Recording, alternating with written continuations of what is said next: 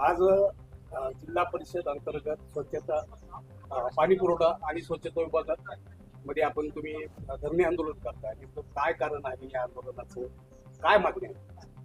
त्याच्यामध्ये प्रामुख्याने मागणी ही आहे की गेल्या 4 महिन्यापासून म्हणजे ऑक्टोबर 2025 पासून आमच्या तज्ज्ञ सल्लागारांचं मानधन दिलं गेलेलं नाही आहे. आणि आम्ही मानधन दिलं नाही म्हणून असं काम केलं नाही असं नाही आहे, तर आम्ही त्या 4 महिन्यामध्ये काम केलं आहे. म्हणजे आजपर्यंत सुद्धा आम्ही काम करत होतो, परंतु केवळ 4 महिन्यापासून आमचं मानधन दिलं नसल्यामुळं आज आम्ही लेखणी बंद आंदोलन केलेलं आहे.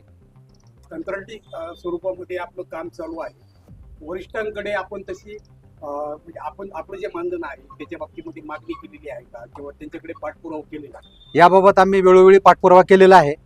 माननीय संचालक साहेब, त्याच्याही पुढं जर म्हणलं तर माननीय राष्ट्रपती महोदय आणि माननीय प्रधानमंत्री महोदय या दोघांनाही आम्ही पत्रव्यवहार केलेला आहे जिल्हा परिषद बीडच्या वतीनं. परंतु त्या पत्राचं जर उत्तर पाहिलं तर ते महाराष्ट्र शासनाकडे त्यांनी पाठवलेलं आहे, पण त्याच्या पुढे त्या पत्रावरही काही कार्यवाही झालेली नाही आहे. महाराष्ट्र शासन जे आहे ते या बाबतीमध्ये म्हणजे काही करतंय का तुमच्या बाबतीत? आता तुम्ही म्हणताय किंवा राष्ट्रपतीपर्यंत आम्ही त्याचा पत्रव्यवहार केलाय किंवा त्यांच्या निदर्शनामध्ये या गोष्टी आणून दिलेल्या. महाराष्ट्र शासनाचं असं म्हणणं आहे की तुमचा खर्च नाहीये आणि खर्च नसल्यामुळं मानधन देता येत नाहीये, परंतु याच विंगमध्ये कायम कर्मचारी अधिकारी यांचं वेतन नियमितपणे होतं, परंतु केवळ कंत्राटी आहेत म्हणून त्यांचं मानधन होत नाहीये. खर्च नाहीये परंतु काम चालू आहे हे म्हणजे हा एक प्रकारचा तुमच्यावरती अन्याय आहे, कारण तुमचं कंटिन्यू काम चालू आहे असं तुम्ही सांगताय. येस, तुमच्या कामाचा जो मोबदला आहे तो मिळत नाहीये. मग ह्या गोष्टी तुम्ही तिथपर्यंत पोहोचण्याचा प्रयत्न काही केलेला आहे?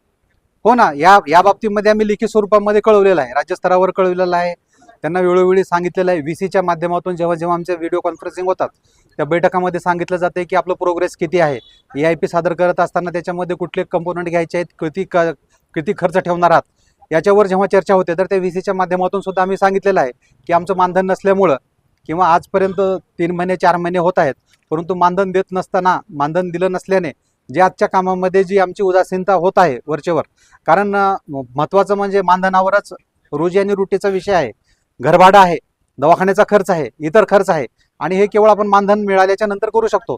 या गोष्टी आम्ही शासनाच्या आणि तिथल्या अधिकाऱ्यांच्या वेळोवेळी निदर्शनास आणून दिलेल्या आहेत. सर, एकीकडे महाराष्ट्र राज्याचे मुख्यमंत्री आणि उपमुख्यमंत्री लाडक्या बहिणीचे हट्ट पुरवताना दिसत आहेत, परंतु इथे काही लाडक्या बहिणी आहेत, त्यांना मुख्यमंत्र्यांनी तुम्ही काय सांगाल या आंदोलनातून? या आंदोलनामधून आम्ही एकच मेसेज देऊया की जसं त्यांनी लाडक्या बहिणीचा विचार करतात तसं शासन व्यवस्थेमध्ये सुद्धा लाडक्या बहिणी म्हणून कार्यरत आहेत, त्यांचाही त्यांनी विचार करावा.